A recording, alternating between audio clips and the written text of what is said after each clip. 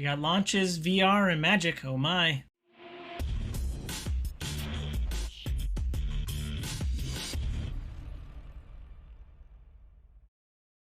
What up, viewers? What up? Calc Soups here, and today is Friday, October 20th, and that means it's time for a quick recap of the week in video game news. Launching this week is Sony's big tentpole of the season, maybe of the year. It is Marvel's Spider-Man 2. I think a lot of people have been very excited for it, especially PlayStation owners. It seems to be reviewing quite well. It's at a 91 Metacritic, which means you'll probably like it, depending on what kind of games you play, maybe even regardless of what games you play. Did a little digging, and this is actually up a couple points from the first one. I'm surprised that maybe not a lot more people were burned by Miles Morales, which was kind of like a half-step 1.5 Spider-Man that came out at the launch of the PlayStation 5. So people weren't burned by that, and people are really enjoying Marvel's Spider-Man 2. So I'm a little bit more excited for Wolverine myself, I'm not going to yuck anybody's yum. Hope that you're enjoying Spider-Man. If you have picked it up, let me know down in the comments what you think of it. Another game also reviewing well this week and launching. A little bit of a competitor. The first party competing for airtime. Maybe not quite competing, but I digress. Super Mario Wonder. This is a return to the kind of classic Mario in that it is a 2D Mario game. Although in this one you get to play as any of the characters from the Mario universe. You get to play as an elephant. So looks like a lot of fun. And I think a lot of what I read in the reviews were it was kind of, it's just very fun to play. Like if you enjoyed 2D classic Mario games, you'll probably enjoy this one. And it's at a 93 Metacritic. So, and I think I can't think of someone who doesn't enjoy 2D Mario games, like wasn't inspired and enjoyed the classic ones. So if you did not enjoy the original 2D Mario games or any of the 2D Mario games, let me know down below. But yeah, it's reviewing well. And I could definitely think of a few people who would enjoy this and enjoy just running around in 2D Mario world. So looking forward to that. What I'm actually really looking forward to, though, is more excuses that I need to get a VR headset, which I haven't yet. But there's a new Assassin's Creed coming out, and it's coming to VR, and it will include, as you probably are guessing and pontificating about, it will have running around the city and parkouring. It looked like the fighting system and a lot of different weapon types, like there was tomahawks and bows and all sorts of ranged combat as well as the melee combat, and, flicking the wrist and getting your assassin's blade out. So it looks like combat will be as involved as it can be in VR. But the parkour part alone is almost a selling point. And so yeah, let me know if that sounds interesting to you. I think it sounds really awesome. Just parkouring around, and apparently you'll be playing through like 3 different protagonists. So the tomahawk and bow, that's like Assassin's Creed 3. It sounds like you'll be running around in Italy and maybe somewhere either the Middle East or I think I saw the desert in in the trailers. So I'll have a link down below. You can check that out. I do bet it will cause some form of motion sickness for people who are susceptible to motion sickness. So get your Dramamine ready. Start packing in your cannons, as there is a new addition to the Riot League of Legends multiverse. They've officially fired the canon. Arcane is official canon within the League of Legends universe. So I think originally it was just like a League of Legends story, and I don't think it was actually tied in, and it might contradict some of like the previous things we might, deep lore nerds might know about the characters. But they're kind of rewriting that and saying Arcane is canon, and so like this is the canon that people should be expecting going forward. I know a lot of people are very excited for Arcane season 2, as am I. So looking forward to that whenever that starts up.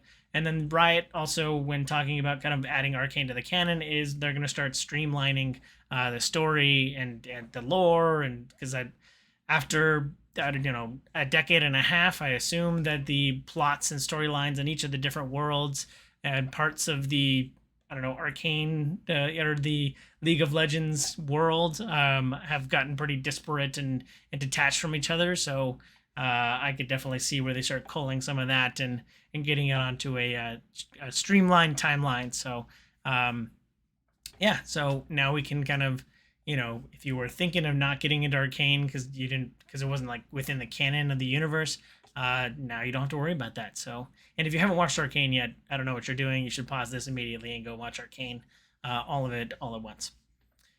Moving right along, we have had a significant milestone just reached in video games. This is the first game to sell the most units. Minecraft has sold over 300 million copies.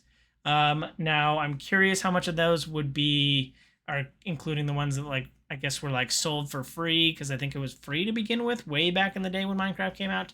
And it's only I think it's only $5. Maybe it's up. Maybe they've slowly increased the price as they've added more and more content. But I bet a lot of those are $5 purchases as well. But all of that is not to overshadow or distract from the fact that Minecraft is now the most sold game of all time and has sold 300 million copies.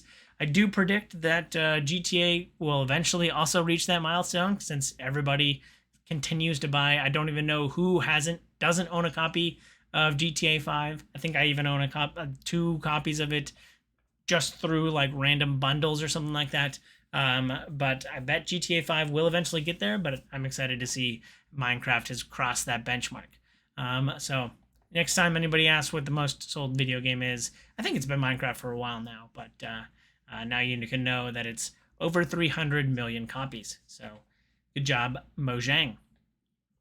Moving right along, based on patent filings, we talked, I think, last week or the week before about the PlayStation earbuds. PlayStation wants to kind of switch from over-ear headphones and more of a earbuds situation.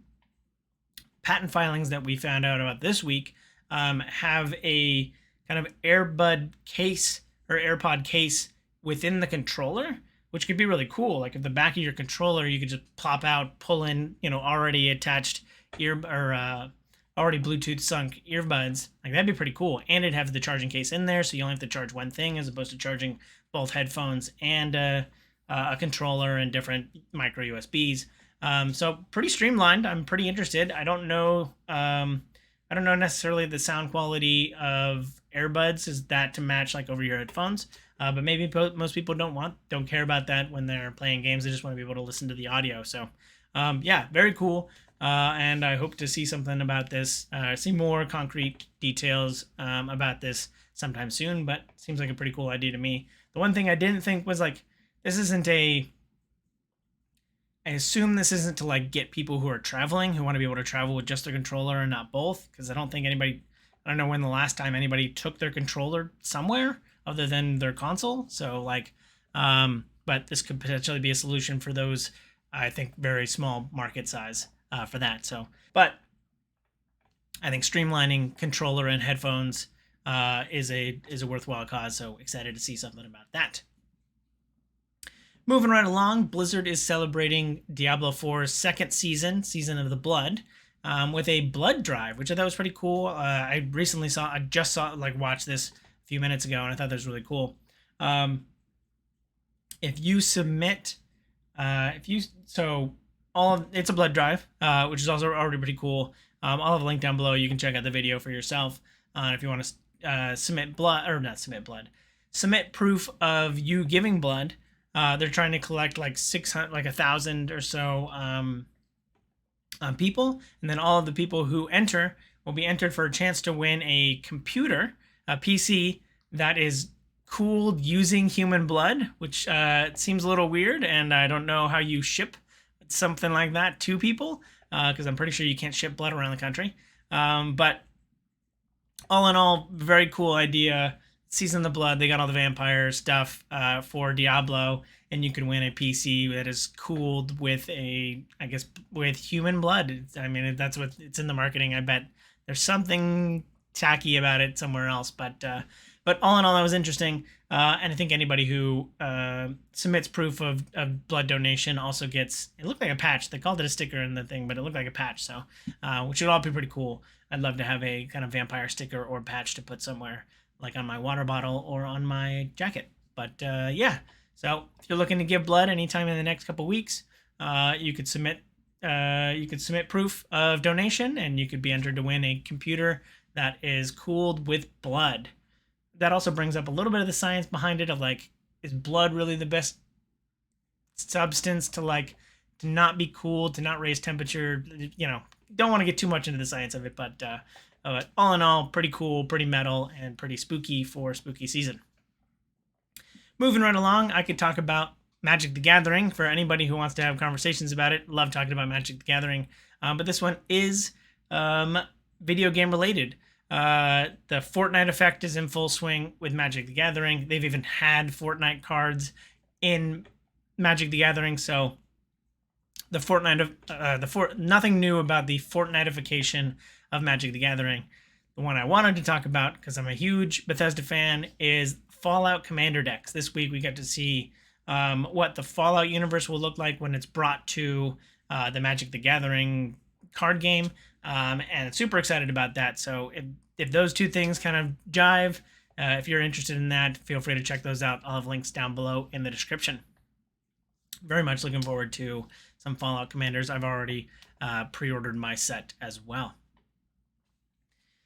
Moving right along, a simple but effective concept is in the title of this game. It's called Don't Scream, and it looked like basically it looked like Blair Witch, like you're just kind of walking around in a forest. It looked like almost FMV style, where I don't even know if you have control over it or if Unreal with like a filter just looks so good that it just looks like someone went out to a forest and videotaped it with their own camera. But yeah, you're basically walking around a Blair Witch style forest, and it's slowly getting more and more uncomfortable and unsettling. And if you scream, the game gives you a game over screen. So I assume you have to have some kind of microphone plugged in, or if it's on PlayStation, it'll just pick it up in your controller. And yeah, if you scream, you lose and you have to start over. I'm curious if it's like randomized, or will I know about the next upcoming jump scare if I do scream. So still a lot of stuff to be learned about that, but pretty simple concept and very spooky for those looking to get their spooks on during spooky season. Last but not least, Supermassive has another annual release this year, but unfortunately it is not a dark picture anthology game. This one is a VR rail shooter. I think they've done a VR rail shooter before. This one looks very similar to the last one. I think the big boasting point of this one was that it will be, it'll have like a horde mode. So I'm curious, like if you just keep going around in circles, but it was very much an on rails VR shooter. But you'll have to be blasting some spooky scaries. So as long as this keeps the lights on at Supermassive and I get some more dark picture anthology somewhere down the line, I can handle these coming out every so often. So looking forward to that as well. That's it for this week. Let me know if you feel I forgot anything down below in the comments. But as always, thanks for watching. I hope you enjoyed this content. If you do, please follow, like, and subscribe to me on YouTube and Twitch so you can see more great content like this. I'll have links down below in the description. Thanks again. I hope you have a super day. I hope you have a super weekend. And I hope you have a super day. Bye.